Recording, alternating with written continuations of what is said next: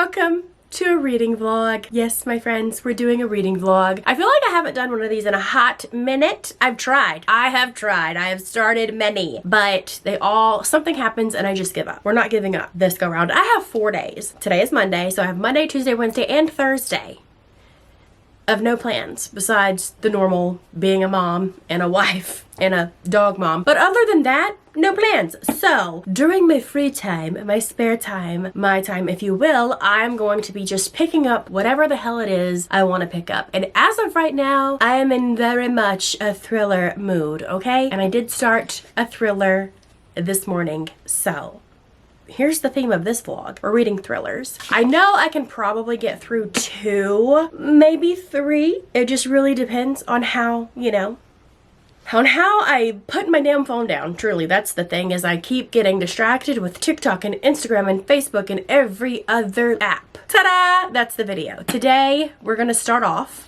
with Karin Slaughter's newest book, We Are All Guilty Here. I'm so excited to dive in. I say that and I've already dove in. I'm about 60-ish pages into this bad boy. This is the very first book in a new series by Karin Slaughter. So if you ever were like, I want to try Karin Slaughter, where should I start? You could start her new series with the rest of us. It's also my book club pick for September. So if you read it, you can discuss it with me and Katie at the end of September. But I started this morning as I was eating breakfast and getting ready for the day because I am listening to it via audio. The narrator of this book is Kathleen Early. She narrates almost all of Karin Slaughter's books, and I just love her as a narrator. I don't know what it is about her voice. It just feels like home to me. Probably because I've listened to so many books that she has audio narrated. Anyway, so I'll get to that in a second on what this book is about, but some other contenders that I could possibly pick up in these next 4 days. I do need to pick up 6 Years by Harlan Coben, because over on my short form platforms like TikTok and Instagram, I do Bookshelf Ultimatum weekly. So every Friday I get my jar and I pull a book out, and of course we have the 3 rules. If I don't read it, if I DNF it, or if I rate it low, it's got to go. And this past Friday I pulled out 6 Years by Harlan Coben, so that is a choice. And then also Lisa Jewell's new book is my book club pick for the month of August, and I still haven't picked it up yet. That is a choice. I also recently just got Ghostwriter in the mail by, I think it's Julie Clark. That is also an option, not a choice, an option. Choice, same thing. Potato, tomato, you get it. I know it's potato, but it just sounds cooler to say potato, tomato. Or also it's like potato tomato is, I know it's not the same thing, but I'm just gonna call it this. Whatever. You get it. Do you? I don't know. I'm choosing to go the audiobook route with this book, not only because I absolutely love Kathleen Early, but also because I need to finish the baby blanket that I started. The baby shower's next week. I think I have like 2 or 3 more rows. I have like this much more left of length to add to it, not much. And then I need to do the border, and then I need to sew in all of my ends. And then I would ideally like to hand wash it in some baby detergent and then wrap it on up for the mama. So with that, I can listen to an audiobook and get that done hopefully in the next couple of days. So that's also another reason why I'm going audiobook route. It doesn't really matter, because whether or not I'm listening to an audiobook or reading it physically, I'm still going to talk to you about the book. I don't care. So book 1 of the North Falls series by Karin Slaughter. This book takes place in a small town in Georgia. And when I say small town, I'm saying like Gilmore Girls small, in the sense that everybody knows everybody on a personal level. They know who you are, where you work, your mom, your family, like they know everybody on a personal level. That is how small this town is, okay? And though our main character, her name is Emmy, and she is a police officer, we are not in her perspective in chapter 1 though. In chapter 1, we get to see the very start of the crime that we're following in this book. We are in the perspective of a 15-year-old girl named Madison. It is the 4th of July, and Madison is planning on meeting up with her friend Cheyenne, another 15-year-old girl. She's waiting. and waiting and waiting. And you could tell that they're meeting up to do something that they probably shouldn't be doing. As I was reading it, to me, it kind of felt like maybe drugs were involved. Not really sure. But Karin like hints around that obviously like they're hiding something from their parents and such. And she's waiting on Cheyenne. It's been 10 minutes. It's been 15 minutes. It's been 20 minutes. Cheyenne still hasn't shown up. And she's getting nervous because Cheyenne is never this late. And then she spots a car and she's like, that looks like Cheyenne's dad's car. Let me go to it. She's on her bike. She pedals her bike to this car. And the closer she gets, she realizes, oh wait, this isn't Cheyenne's dad's car. And she's like standing outside by the car and she hears a whimper. She looks down. The trunk is cracked. And in the trunk, she can see Cheyenne tied up. And like, I guess she has her mouth something because she can hear her like whimpering in the trunk and she sees blood and whatnot. But then lights out. We don't know what happened because it cuts to chapter 2 and we're in a different perspective. Now we're in the perspective of Emmy, who I am only like in the middle of chapter 4, but I believe Emmy is our main character. I was also reading the very teeny tiny synopsis and it says Emmy is a police officer and this case is very personal to her because Hannah is Emmy's best friend and Madison is Hannah's stepdaughter. But also, while Madison was waiting for Cheyenne, we came across her. Madison was waiting and Emmy approached, and at first Madison didn't want to talk to Emmy, but then a few minutes later she tries to like get Emmy's attention, but Emmy was like, hang on, I'll get with you in a minute, and goes to the bathroom, comes back out, Madison's gone, but she doesn't think anything of it at that point in time. But now she feels guilty because she said, I should have stopped and talked to her, but she was preoccupied because she does have a little kid. And she also has apparently, I don't know if he is her ex-husband or if they're just separated or if he's just a skeezball of a husband that she has, but she's like dealing with that whole thing as well.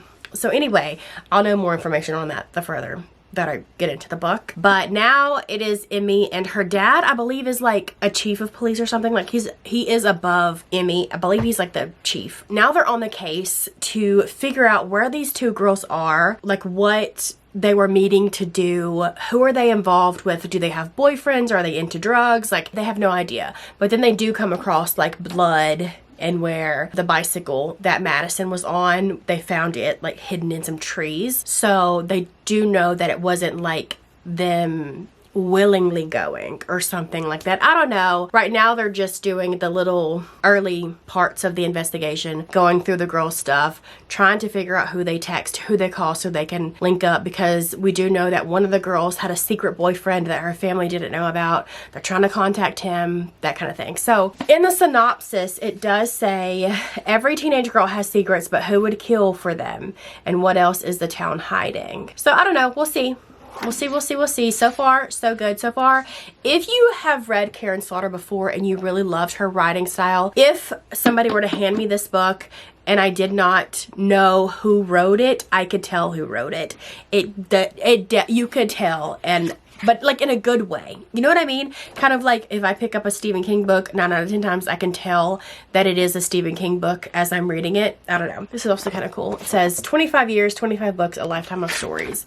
KS. I do have the Barnes & Noble edition, the signed edition, but also at the very back of the book there is an annotated chapter, chapter 8, and it's like Karin Slaughter annotated it. I will read it, but I'm gonna read it I think after the book is over with.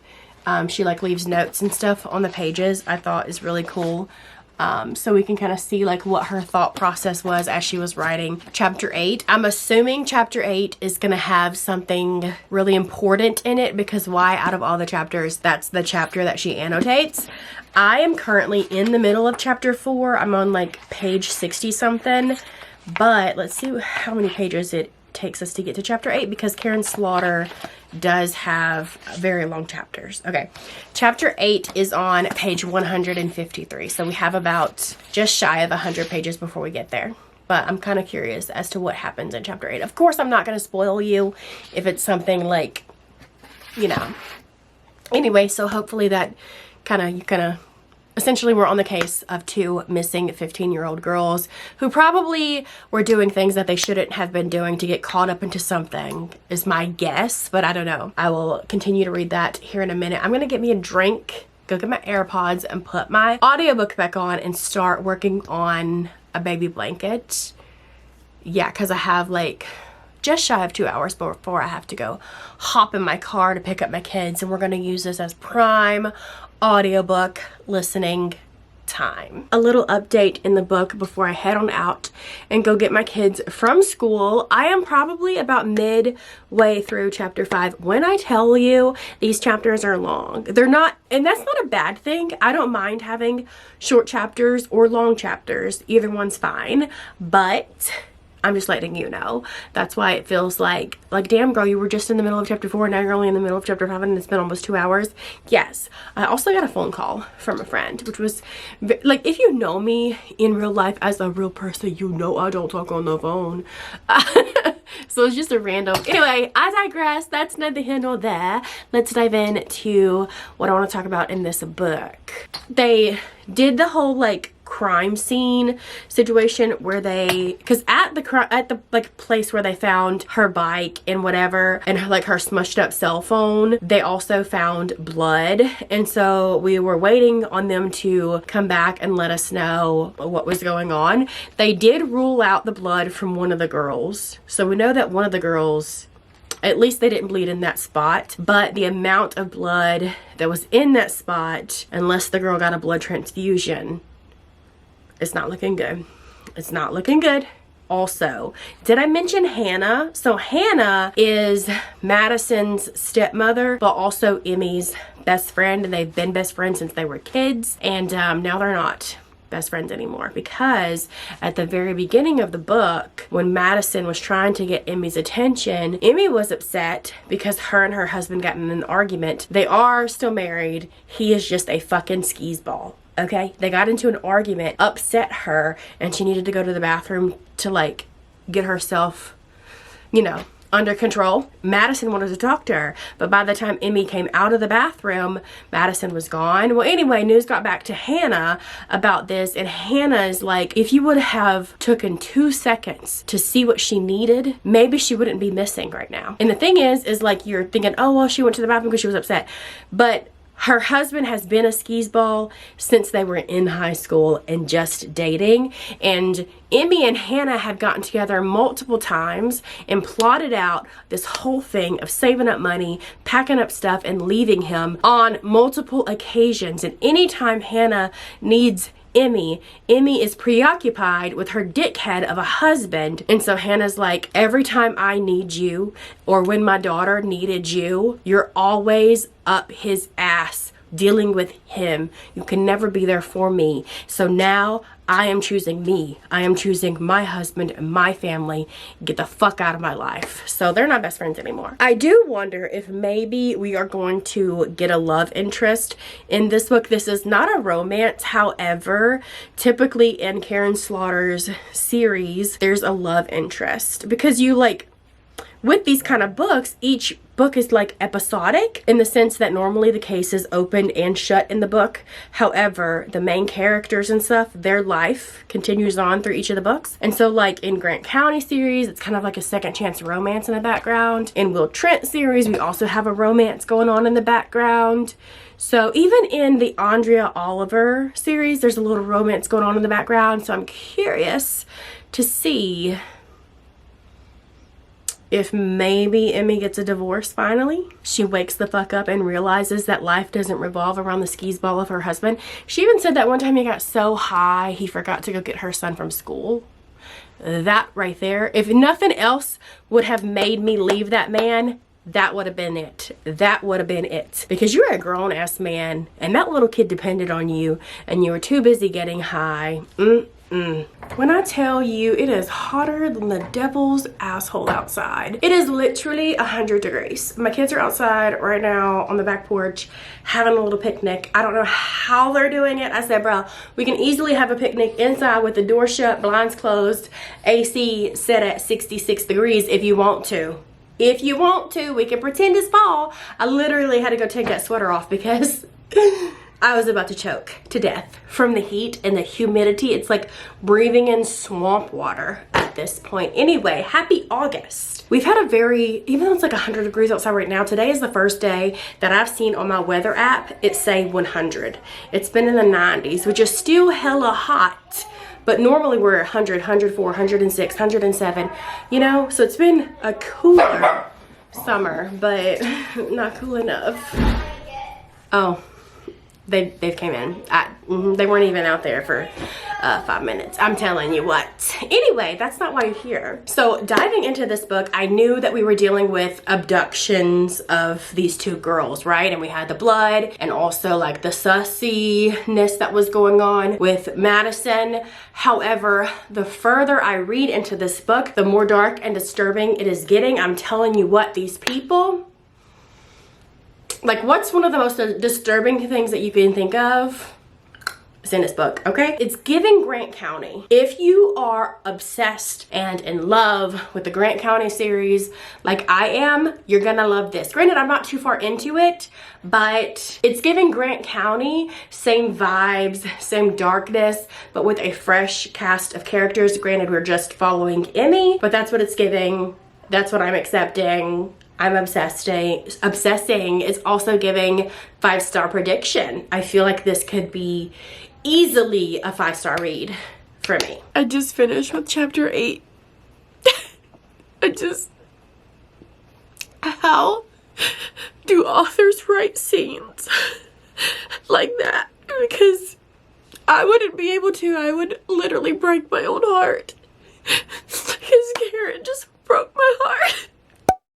So Karin Slaughter has to be a Swiftie. Let me explain to you really quick. I am a Swiftie, so this is good news for me. So last night I closed the book after I finished chapter 8. I was heartbroken. I needed to take a breather. I put the book away. But before we got to chapter 8, in chapter 7, the case that we were essentially on with the two girls closed, I guess you would say. And then in chapter 8, it said chapter 8, 12 years later, and we get this chapter of Emmy, and she is still a police officer. Her son is an adult now, and he is also a police officer. The end of chapter 8, they discover that another girl has gone missing, and it's very similar to the two girls that went missing 12 years ago. And then it cuts to chapter 9. In chapter 9, we actually get a perspective of someone new, and her name is Jude, and she is an FBI agent.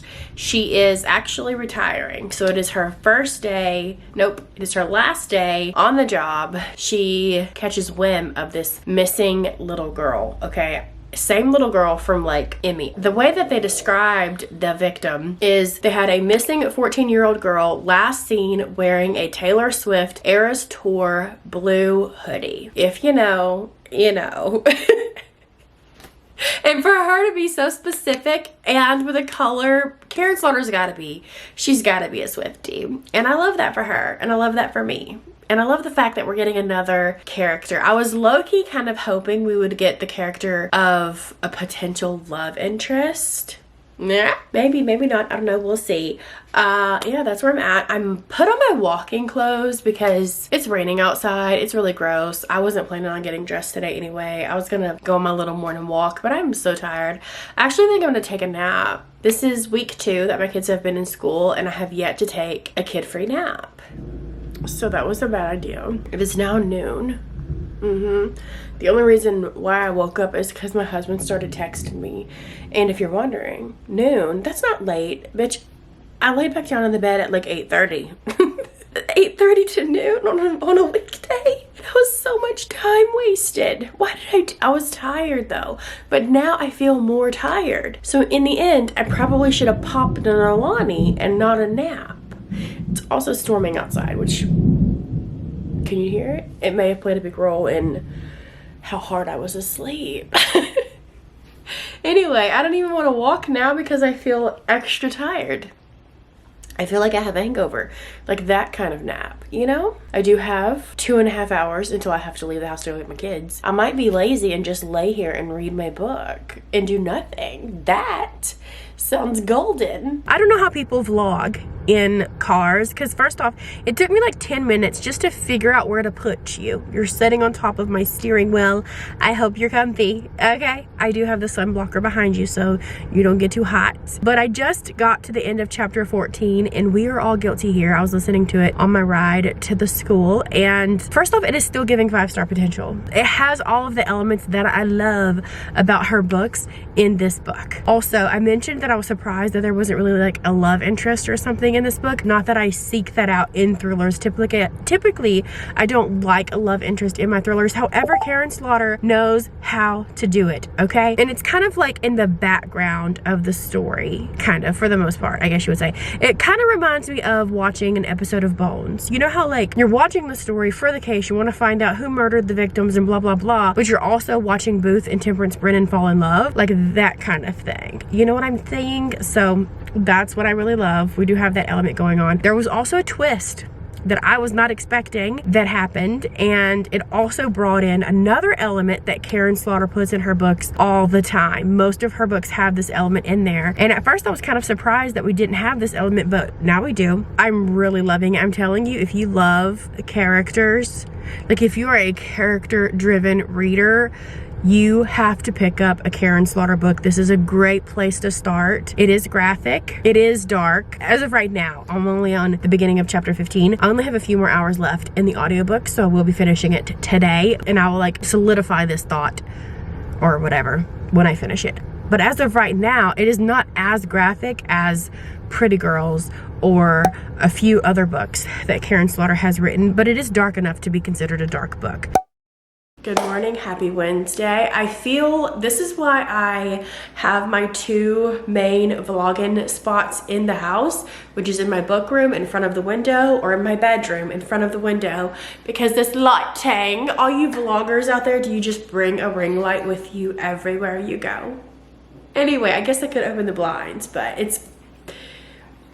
that's besides the point. I'm about to make my breakfast, but while we're here, I did want to talk about the book We Are All Guilty Here, because I did finish this book last night. What an emotional roller coaster this one was, let me tell ya.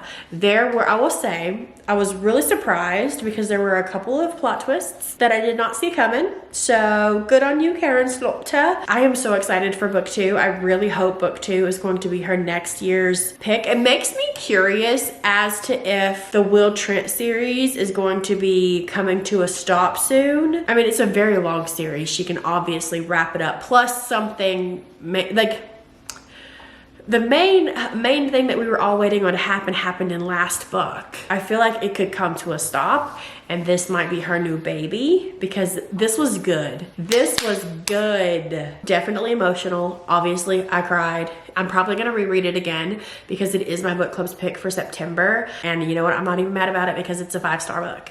I gave this book 5 stars, obviously, if you can tell. I love the fact that she brought in Jude in, was it chapter 9? Because chapter 8 was the chapter that fucking destroyed me. I did love Emmy as a main character, but I feel like I love Jude a little more because she is a bad bitch, okay? She is a bad bitch. She is retiring from the FBI as a psychologist, a criminal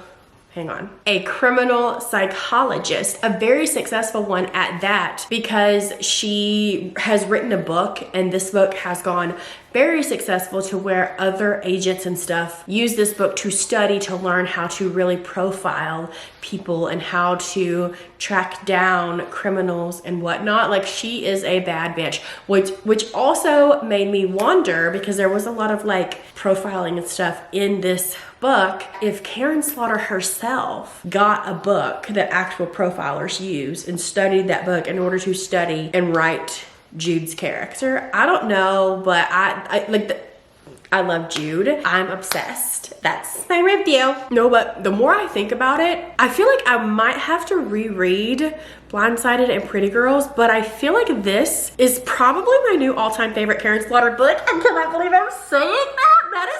Because like the very first book that I've ever read by Karin Slaughter was Blindsided, okay? And I've read this multiple times. I have recommended this book to everyone, every chance that I get. I love this book with my whole heart, okay? This series with my whole heart. However, We Are All Guilty Here feels like Grant County. Like I've said that. It reminds me of Grant County with a fresh cast of characters, and dare I say, better characters. Now, Sarah Linton, which is from Grant County, is queen. She will always be queen. But in this book, we have two bad bitches. Two bad... You know what I mean? And one of them is like an FBI fucking agent. Hello? It was emotional. I cried, okay? The writing was phenomenal. This is, dare I say, Karin Slaughter's best work. I'm sorry, but it is. Somebody has to say it. It's so good. Just like this breakfast burrito. We have chicken sausage, 2 eggs with the yolk still runny, and then some Taco Bell sauce. In my little, these are the best tortillas. Where are they at? These here. I don't know what it is. I am a texture girl, okay? I am a texture girl through and through, and I don't know what it is, but the texture of these specific tortillas is perfection for me. Okay, let's talk about 6 Years by Harlan Coben. This is the book that I started today, and I don't know how far I'm in it because I am listening to the audiobook again because I am working on my blanket. However, it doesn't matter. Let's talk about kind of what the synopsis. Is that gonna bother you? Because it's gonna bother me. Let's just boop. There you go. Let's talk about the synopsis. So in this book we have Jake, and Jake is a college professor at a college. So 6 years ago, he went to this workshop type situation that you go and you stay for like 2 weeks to learn new things and such. He went to one of those things and met a woman named Natalie there. Fell hard and fast for her. Like they had this summer romance going on. They were attached at the hip, probably doing the grown up a lot. If you know what I mean. And then one day she was like, so we gotta cut this out because I'm getting married tomorrow, so sorry about your loss. And he went to the wedding the next day because he got an invitation in the mail. What? Or got handed an invitation. I don't even know how he got the invitation. I wasn't there. However, he did attend the wedding. And while he was at the wedding, he did talk to her sister. But because he only knew Natalie for like a couple weeks, he didn't know anybody or whatever. That's going to come into play later on when I tell you that it's been 6 years since that wedding, the day that Natalie got married to Tom, right? 6 years. And Jake opens his email and sees an obituary on the college's thing because the guy, Tom, Natalie's husband, went to that college and is part of like a fraternity, and I don't know. I went to a community college. I wasn't, anyway. I digress. So he sees Tom's obituary and he's like, I promised her not to look her up, not to contact her, nothing for these 6 years, and I've stuck to my word. I have not bothered trying to figure out where she lives, none of that kind of stuff. But this just kind of just came across my desk and I feel like this is a sign. And I'm gonna go see if I can find Natalie again. So he gets on a plane and flies to Tom's funeral. He gets there, notices that Tom's wife, whom he also has teenage kids with, is not Natalie. As a matter of fact, they've been married longer than 6 years. He had been with this lady since he was in high school. It was his high school sweetheart. And he starts talking to a few people. He doesn't like go to the burial part. He just goes to the part where they just do the speeches and stuff. Anyway, he winds up flying back home and he's telling his best friend this. He's like, it's kind of like Natalie didn't exist. Nobody knew who I was talking about. Like, I don't get it. And so his friend's also like, maybe you got the wrong Tom. Maybe that wasn't the right Tom. It's been 6 years. Maybe you got him mixed up. Maybe Natalie lied to you and Natalie wasn't her name. Maybe this, maybe that. Like, we don't know. And so now Jake is going to make it a mission to find Natalie. So he started with looking her up on like the computer and social media and stuff. This takes place in like 2013. So we're not as... Yes, we are. I was going to say I don't think we're not as techie in 2013, but I feel like we were. We had apps then and smartphones and Facebook.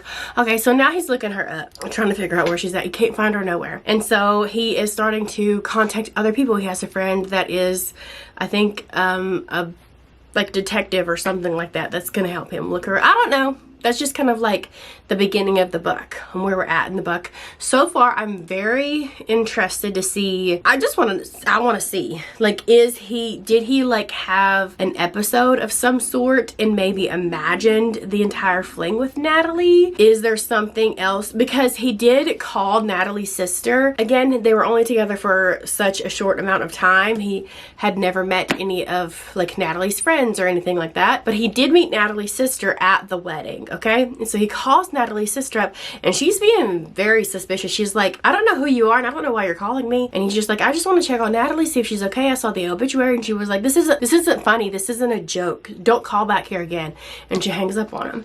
And so to me, I'm like, she knows something. She could at least said, like, if Natalie's dead, she could have at least said, you know, Natalie's dead or something. I don't know. It's just very weird, that conversation. Yeah. So right now I think he's talking to his little detective friend and they're gonna look up and see what's going on, but I don't know. I don't know. Also, Tom, the husband, that he was murdered. Somebody broke into his house and murdered him. So I don't know if that's going to play a role as to, because also his best friend, when he was telling his best friend this, his best friend brought up the fact, like, what if the man had multiple families, like in different areas of the United States and got caught and that's how he got killed?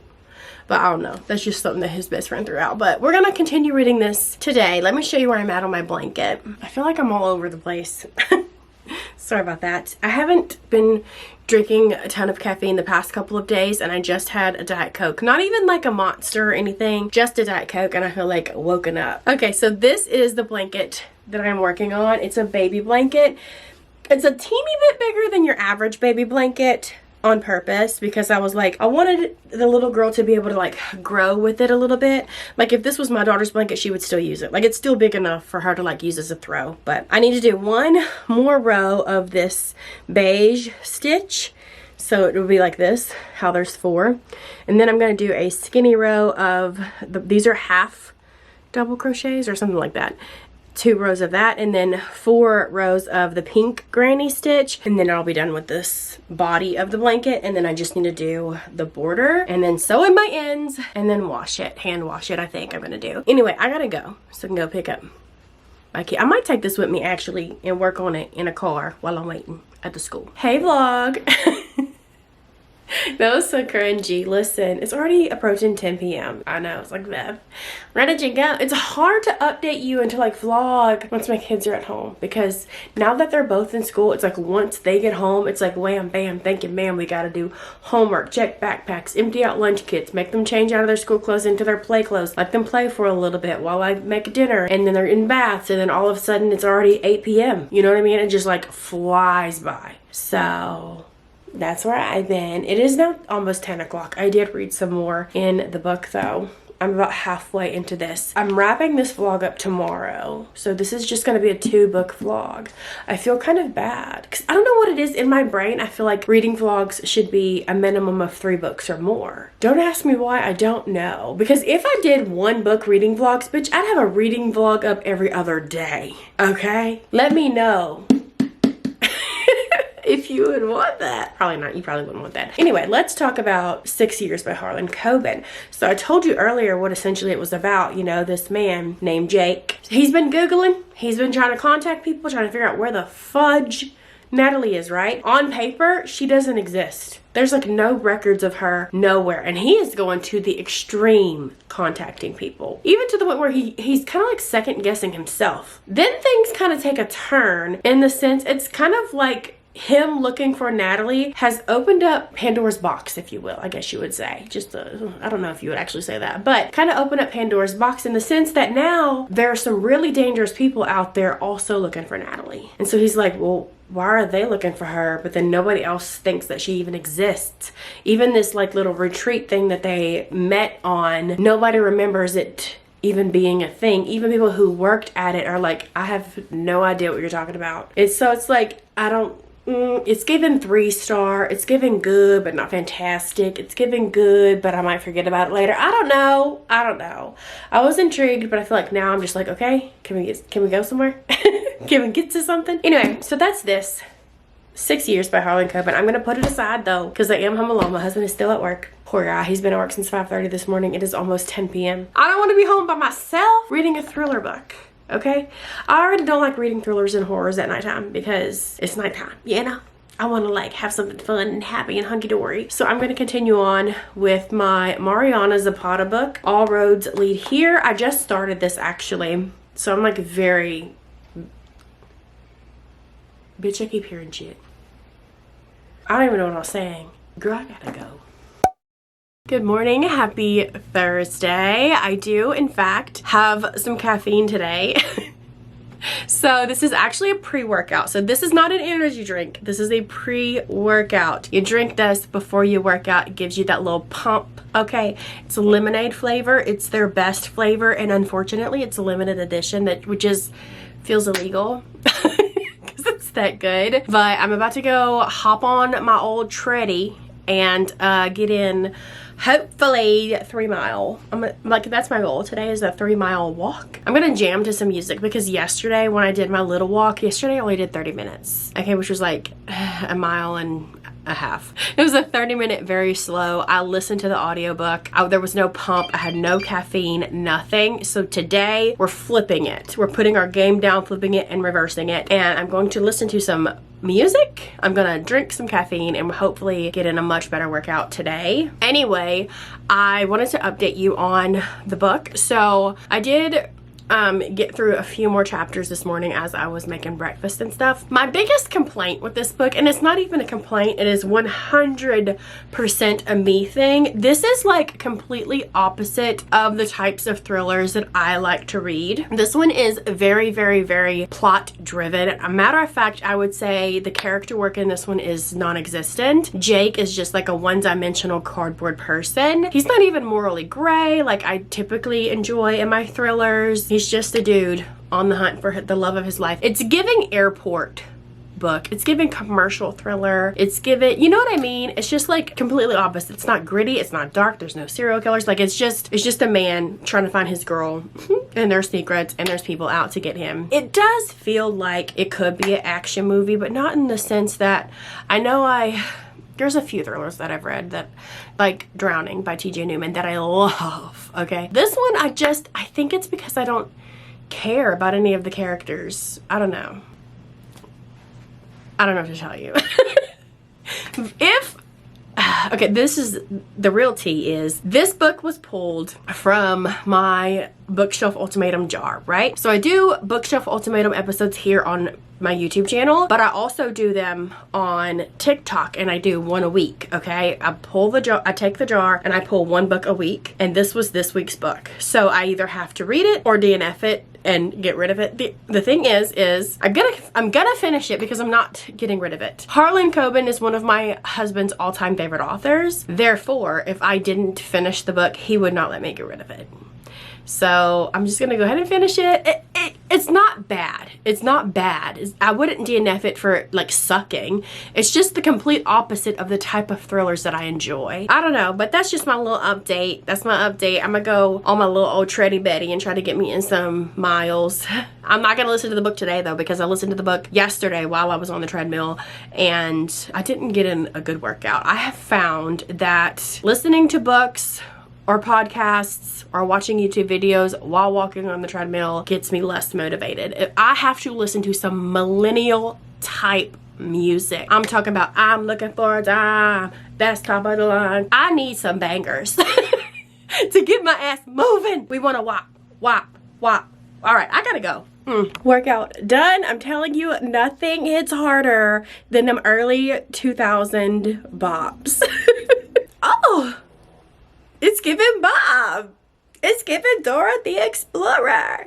It's giving Beth doesn't feel like doing anything to her hair, so she's just gonna throw it over her shoulder. I'm about an hour away from finishing this audiobook. However, my husband is a couple of minutes away from coming home and he's gonna ride with me to go get the kids from school. So he took half a day today because yesterday was such a long day for him.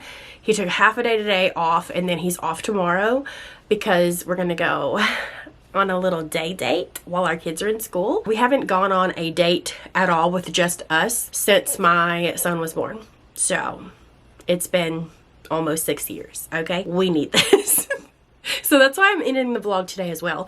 However, where was I going with all of this? Let's talk about the book really quick. I am going to do like a final, give you my final wrap up thoughts when I do finish it, but let's talk about it. So far in this book, we have officially gotten to the part where we know the why, we know the who, we're just now trying to figure out the where. The whole why and who part of this plot is something that I just particularly don't even like in books. And I had a feeling that was going to be the case in this book, and so I feel like that's why I had a feeling from almost the get-go that this wasn't going to be like a 5-star read for me. Even if, matter of fact, there is a book, I'm not going to tell you the title, but there is a book that Karin Slaughter has written. It is not my favorite. It's actually like on the very, very low end of my rankings for Karin Slaughter books, has this as well in it, and it's the reason why I didn't really like that book. There's just a particular thing that I don't care for in thrillers. And my thrillers, I want there to be like bodies hitting the floor, serial killers, slicing and dicing, slasher style. I want it dark and gritty and atmospheric, psychological. Like, I want to smell the blood on the pages. I want that uncomfy type thriller. This is not my cup of tea. I'm gonna continue on, but I think for it's hard to really talk about it because I can't tell you what it is, but I think for people who do enjoy thrillers with this in there, this is a good one, but it's not a good one for me. Does that make sense? I did talk to my husband because my husband has actually read this book, and he said he gave it a 4.5 star, almost a 5-star. He said there was something that held him back from giving it a 5-star, but he gave it a 4.5. But he likes, I mean, he knows my taste in books, and he likes the books that I like, but he also likes other books that are, I don't know. I don't know where I'm going with that, but that's kind of like my thoughts. That's it. I've been working on my blanket. Let me show you. You're probably not going to see the end result because I don't think I'm going to finish it this evening. We'll probably finish it, if not tomorrow evening, Saturday. Well, Saturday we're going to be out and about. We're going to bring our kids on an adventure because they've been so good for the first 2 weeks of school. Okay, hang on. Regardless, it will be finished by Monday. But if you want to see the finished result, you could follow me on Instagram and I'll show the finished result there. So I finished the white, or cream rather, and then I did the skinny purple whatever, and now I'm working on the last section, which is going to be a pink. It's going to be a pink granny stitch section, and I'm working on that. And then I'll add on the border. I think I'm going to do a scallop border because this is for a baby girl, and I think that it'll make it it does scream girl, like it's pink and purple and beige, but it'll give it that feminine touch. You know what I mean? Like girly touch, to do a like scalloped little pink border. I think that's what I'm gonna do. But again, I will show the final results on Instagram if you want to see it. You can follow me there. I feel like the entire theme of this vlog is a bitch is tired. It's 9:30. I am exhausted. I'm gonna go and lay down and pick up my Kindle and read myself to sleep. But before I do that, I wanted to end this vlog off with my final thoughts on 6 Years by Harlan Coben. All in all, I think my rating for this is going to be a 2-star. And it's not a 2-star because it's a bad book, okay? It's not a bad book. It's just not a book for me. You know what I mean? I just didn't like the whole book. I didn't care, and I felt like there was just too much of a runaround trying to figure out what was going on and who was involved, and remember like who this person was, who that person was, this, that, and the other, and it all boiled down to something so simple in the end. And I was just like, all of that for that? But I also feel like there is an audience for this book because my husband gave it a really high rating. He liked it. So there is an audience for this book. The audience is just not me. It's just not me, you know? I'm glad I read it though. I'm glad I read it because it's off the TBR. It's off the TBR. I am excited to dive into more of Harlan Coben's books, albeit I hope it's something different, you know? Not like a missing person trope. Bitch, I want bodies hitting the floor. You know what I'm saying?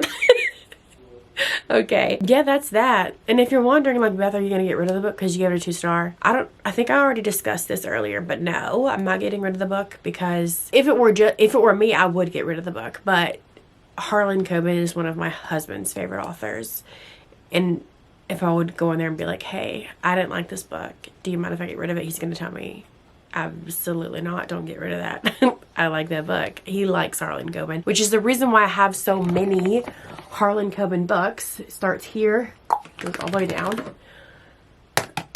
So you'll probably see some more Harlan Coben books in the videos, because my next video is not going to be a vlog, but the one after that should be a vlog. Unless, the only reason it wouldn't be a vlog is if I randomly decide to do a wrap-up video.